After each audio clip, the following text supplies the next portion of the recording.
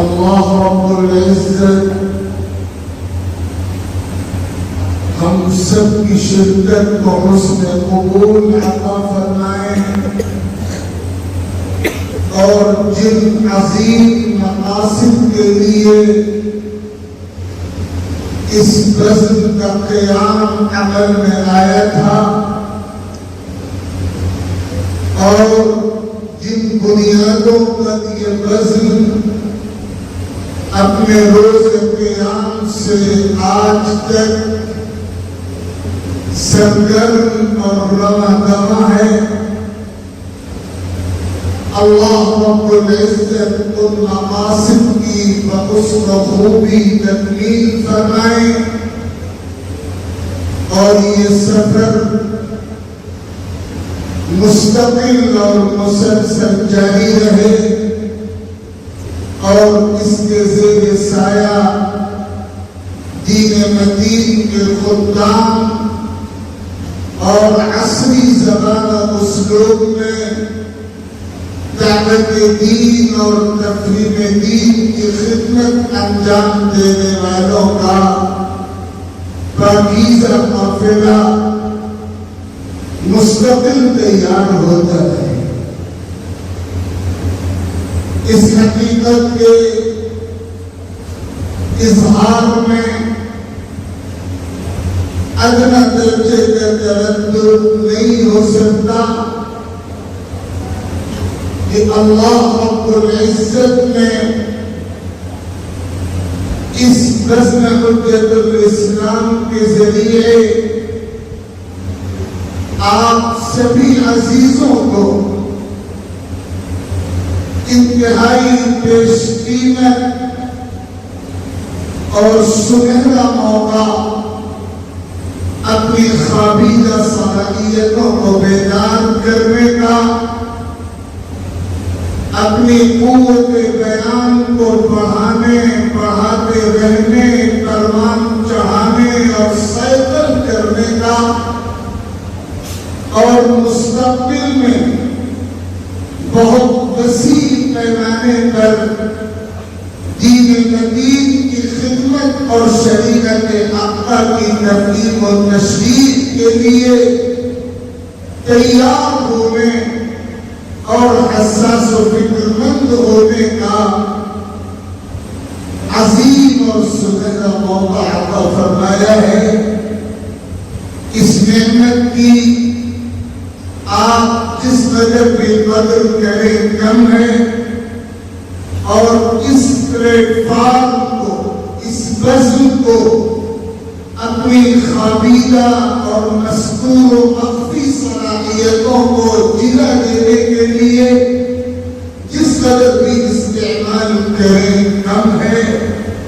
آپ کے لیے یہ موقع ہے، اللہ تعالیٰ آپ کو بیش از بیش استفادے کی توفیق مرتبط فرمائے۔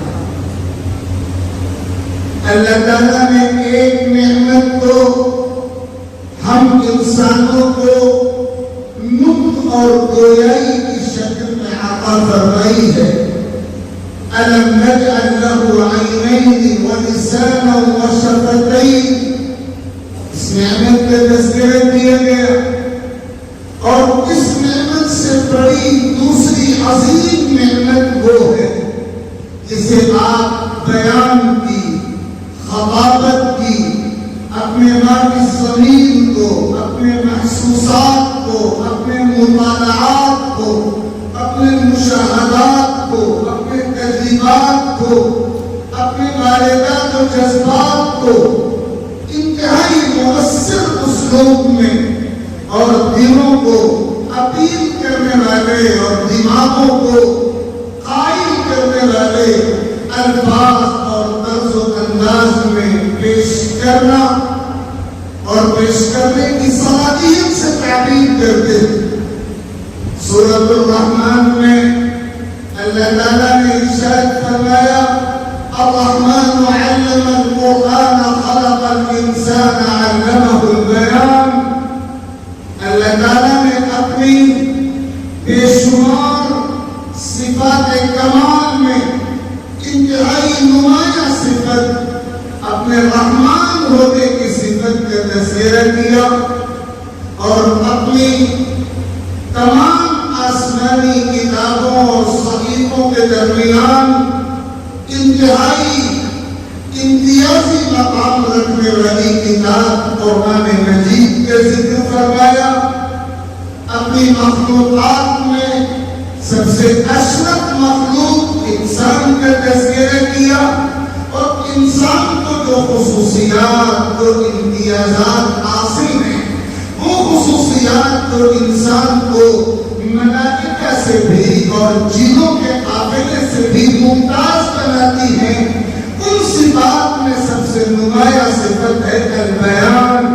علمہ البیان، اس صفت بیان کا تذکرہ اللہ تعالیٰ نے فرمایا اور اس طرح یہ پیغام دے دیا گیا کہ بیان کی قوت اور خطابت کی قوت اور اپنے ناقص ضمیر کو بہتر اور حسین تر اسلوب میں پیش کرنے کی صلاحیت و قوت ایسی عظیم الشان نعمت ہے جس کے ذریعے ہر دور میں دین کی خدمت کی جاتی رہی، امتوں کی قیادت کی جاتی رہی، کردار و عمل کی تطہیر کی جاتی رہی، فکر و نظر کو بدلا جاتا رہا، کایا پلٹی جاتی رہی، قوموں کا رخ اور مزاج تبدیل کیا جاتا رہا. بہت سے ایسے نازک موقع افراد اور اقوام اور ملتوں کی زندگی اور تاریخ میں آتے ہیں جب ان کی اصلاح کے لیے، ان کی تعمیر کے لیے، ان کا رخ بدلنے کے لیے، ان کے جذبات کو صحیح سمت عطا کرنے کے لیے دیگر تمام تدبیریں اور وسیلے کارگر ثابت نہیں ہوتے. اللہ تعالیٰ اپنے فضل سے خطابت و بیان کے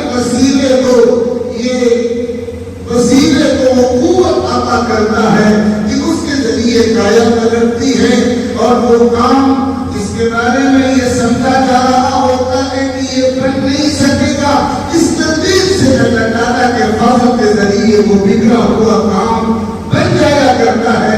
اللہ تعالیٰ نے یہ خصوصیت خطابت اور بیان کی نعمت کے ساتھ وابستہ کی ہے. سیدنا حضرت عبداللہ ابن عمر رضی اللہ عنہ کی یہ روایت صحیح البخاری میں نقل ہوئی، جس کو میں نے ابھی شروع میں پڑھنے کی سعادت حاصل کی کہ مشرق کے علاقے سے دو خطیب آقا کریم صلی اللہ علیہ وسلم کی مجلس میں آئے اور انہوں نے اپنے خطاب سے مجلس کو متاثر کیا. ان کے خطاب کا طرز یہ تھا کہ اس مجلس میں موجود صحابہ متاثر ہو گئے. آقا کریم صلی اللہ علیہ وسلم نے اس موقع پہ فرمایا تھا ان من البیان لسحرا، اللہ تعالیٰ نے بیان میں جادو جیسی تاثیر رکھی ہے. اس کے دلوں کو، دماغوں کو، عقلوں کو، ذہنوں کو، جذبات کو، احساسات کو، انداز کو، سیرت و اطوار کو متاثر کیا جاتا ہے اور تبدیلی میں اس کا نمایاں کردار ہوتا ہے.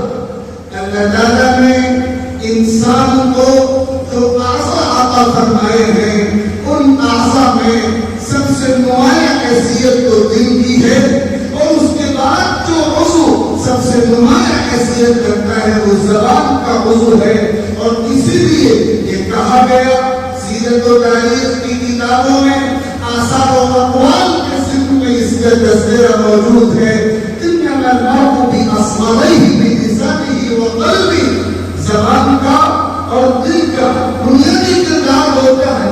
اور عربی شاعر کا یہ شعر آپ میں سے بہت سو نے سنا اور پڑھا ہوگا، لسان الفتى مسك ومسك فؤاده فلم يبق الا صورة اللحم والدم. تو اللہ تعالیٰ نے یہ نعمت عظیم الشان نعمت کے طور پر ہم کو اور آپ کو عطا فرمائی ہے اور اس کو جلا بخشنے اور اس کو پروان چڑھانے کے یہ خوبصورت مواقع اللہ تعالیٰ نے عطا فرمائے ہیں. اللہ تعالیٰ نے یہ سنت رکھی کہ اپنے تمام انبیاء کو جنہیں اس کائنات میں دعوت دین اور تبلیغ دین اور تفہیم دین کے مقدس مشن مدروس کیا گیا ہے. ہر نبی کو اللہ تعالیٰ نے قوت بیان کا امتیاز بھی عطا کیا.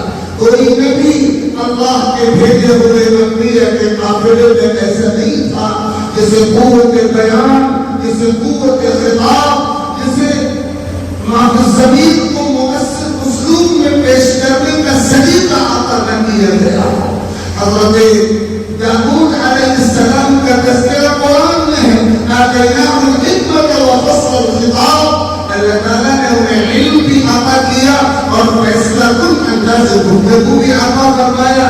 حضرت شعیب علیہ السلام کے بارے میں تو خود آقا کریم صلی اللہ علیہ وسلم کا یہ جملہ کتب احادیث میں نقل ہوا ہے کہ آپ انہیں خطیب الانبیاء کے لقب سے یاد فرمایا کرتے تھے. اور پھر حضرت موسیٰ اور حضرت ہارون کے تذکرہ تو قرآن میں جگہ جگہ پھیلا ہوا ہے. ام المؤمنین حضرت عائشہ کا یہ قول کتابوں میں نقل ہوا ہے کہ وہ مدینہ المنورہ سے مکہ المکرمہ عمرے کے سفر میں تشریف لے آ رہی تھی. راستے میں ایک مقام پر ان کا قیام ہوا جہاں ایک عرب قبیلہ آباد تھا. ام المؤمنین کا بیان ہے کہ میں نے ایک آدمی کو سنا کہ وہ قبیلے کے لوگوں سے ایک سوال کر رہا ہے اور وہ سوال یہ تھا کہ یہ بتاؤ اس دنیا میں، اس کائنات میں کس بھائی نے اپنے بھائی کو سب سے زیادہ نفع پہنچایا؟ پورا مجمع میں جواب تھا، کوئی جواب نہیں دے سکا. تو اسی شخص نے کہا میں جانتا ہوں سب سے زیادہ نفع اس کائنات میں اگر کسی بھائی نے کسی بھائی کو پہنچایا ہے تو وہ حضرت موسیٰ علیہ السلام ہیں جنہوں نے اپنے بھائی حضرت ہارون کو سب سے زیادہ نفع پہنچایا. اور ان کے لیے اللہ کے دربار میں یہ التجا پیش کی، یہ سفارش اور گزارش پیش کی کہ اے اللہ میرے بھائی ہارون کو نبوت عطا فرما دیجیے اور کار نبوت میں میرے ساتھ شریک کر دیجیے. اگر آپ جائزہ لیں کہ آخر حضرت موسیٰ نے حضرت ہارون کے لیے یہ سفارش کیوں کی؟ نسبی اعتبار سے حضرت ہارون حضرت موسیٰ سے افضل تو نہیں ہے، ان کے برابر کر دیتے ہیں، اور جمال اور خوبصورتی کے اعتبار سے بھی بڑے ہوئے نہیں ہیں، جسمانی قوت کے اعتبار سے بھی بڑے ہوئے نہیں ہیں. لیکن حضرت ہارون کو جو امتیاز حاصل تھا وہ قوت خطابت کا امتیاز تھا، فصاحت لسان کا امتیاز تھا. حضرت موسیٰ نے جو دعا اللہ تعالیٰ کے دربار میں کی ہے قرآن نے اس کا تذکرہ کیا. وَأَخِي هَارُونُ هُوَ أَفْصَحُ مِنِّي لِسَانًا فَأَرْسِلْهُ مَعِيَ لِكَيْ يُصَدِّقُنِي. ہارون مجھ سے زیادہ فصیح اللسان ہے، لہذا ان کے تعاون کی مجھے ضرورت ہے. اللہ تعالیٰ نے حضرت موسیٰ کی یہ آرزو پوری کی. وَوَهَبْنَا، قرآن میں آیا ہے کہ ہم نے اپنی رحمت سے حضرت ہارون کو نبی بنایا. وَوَهَبْنَا مِن رَحْمَتِنَا أَخَاهُ هَارُونَ نَبِيًّا. اور پھر اس کے بعد حضرت موسیٰ نے اپنے لیے بھی دعا مانگی. وَاحْلُلْ عُقْدَةً مِّن لِّسَانِي يَفْقَهُوا قَوْلِي. میری زبان کی گرفت دور فرما دیجیے اور مجھے فصاحت لسان اور قوت بیان عطا فرما دیجیے.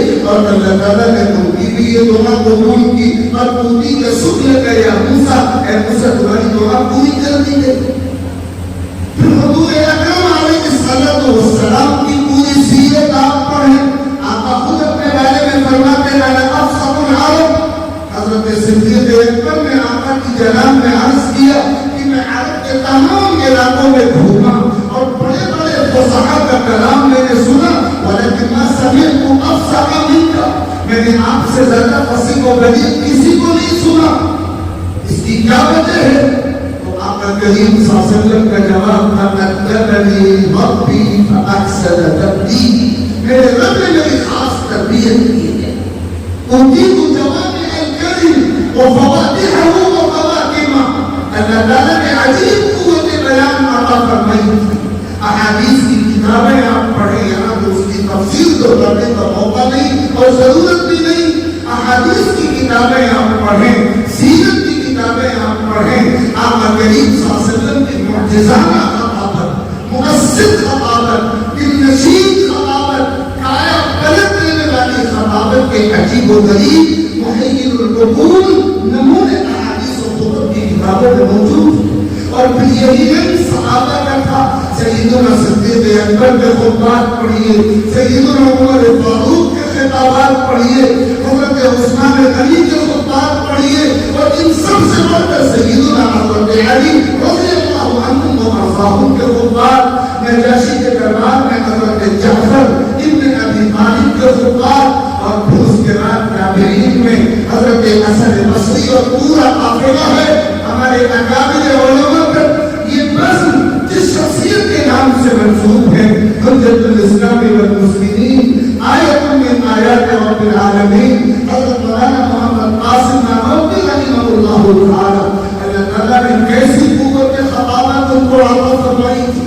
उनके जो मुनाज़रात हैं, उनके जो मुबाहसात हैं, उनके जो मुकालमात हैं, मुहावरात और खिताबात हैं, उस वक्त की ज़बान में तमाम फिक्रों के तकाबुल के लिए, शहवात के फिक्रे का मुकाबला करने के लिए भी और शुबहात के फिक्रे का मुकाबला करने के लिए भी इस तर्ज़ और अंदाज से, जैसे कुव्वत इस्तिदलाल से और जैसे अक़ली उसलूब में और जैसे मुखातब को लाजवाब करने वाले तर्ज़ और अंदाज के साथ उन्होंने कहा, वो हमारे लिए नमूने की चीज़ है। हुज्जतुल इस्लाम से वाबस्ता है।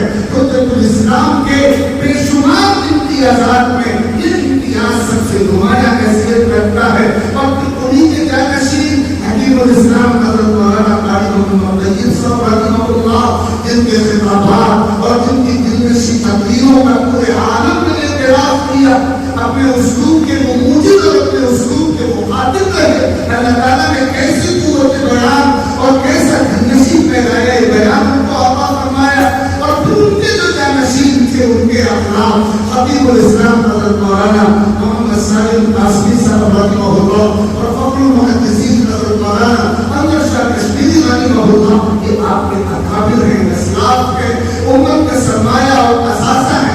इस वज़न की, इस इदारे की हमारी और आपकी निस्बत इन बुजुर्गों की तरफ है। हमें इनका जानशीन करना है, हमें इनकी खुसूसियात को कशीद करना है। आप मुस्तक़बिल में दीन के दाई बनेंगे और अब आप फारिग होने के बाद, इस कानून की चाहत दीवारी के एहसास से निकलने के बाद ऐसी दुनिया में कदम रखेंगे जहाँ फितनों का तूफान है, जहाँ शहवतों के हमले हैं, जहाँ शुबहात की इल्हाम है, जहाँ टारगेट किया गया है इस्लाम को, कानून इस्लाम को, शरीयत के हवाले से मुबारका अंगेजियां हैं, न जाने कितने ज़हनों को मसमूम कर दिया गया, कितने दिमागों को मसमूम और परागंदा कर दिया गया। अब आप में ये फर्ज मनसबी होगा, आप इस तरह का मनास पर तैयार होकर जाएं, तालीमी मनास पर, सहाबती मनास पर, खताबती मनास पर, तकरीरी उस्लूब के साथ, तहरीरी उस्लूब के साथ और पूरी तरह तैयारी के साथ मैदान में कदम रखें। समाज की आंखों में आंखें डालकर हक की हक़ानियत को साबित करें, मुग़ालतात के पर्दों को हटाएं, हक का सच्चा चेहरा लोगों के सामने करें। इसके लिए जो चीज़ रुसूख़ इल्मी के बाद, इल्मी इस्तेदाद की पुख्तगी के बाद जो चीज़ सबसे ज़्यादा आपके इस सफर में आपके लिए कामयाबी का बाइस बनेगी और रोशा बनेगी, वो ख़ताबत व बयान की इसी कुव्वत की आबियारी है। मैं दिन की गहराइयों से इन मुख्तसर गुज़ारिशात के बाद एक बार फिर आपको मुबारकबाद पेश करता हूँ और ये गुजारिश करता हूँ कि अपने असलाफ का सच्चा खलक बनने और अपने पेशरों के सच्चे जानशीन बनने की फिक्र आपके दिलो दिमाग पर, आपके हवास आसाब पर मुसल्लत होनी चाहिए, नियमित मुस्तक़िल होनी चाहिए। एक लम्हा भी गफलत की और तवक्कुफ की गुंजाइश नहीं है। गौर ज़माना चाँद क़यामत की चंदेरा हमें एक लम्हे के लिए भी माफ़ी करने का मौका नहीं है। अल्लाह ताला आप सबकी कोशिशों को कबूल फरमाए, इस इदारे को कबूल फरमाए। हुक्म की तामील में इन चंद बेवक्त गुज़ारिशात मैंने पेश की है। अल्लाह रब्बुल इज़्ज़त कहने वाले को भी अमल की दौलत से मालामाल फरमाए और आप सभी सामईन और हाज़िरीन व सामिआत को भी अमल की दौलत से मालामाल फरमाए। आमीन व आखिर दअवाना अनिल हम्दुलिल्लाहि रब्बिल आलमीन।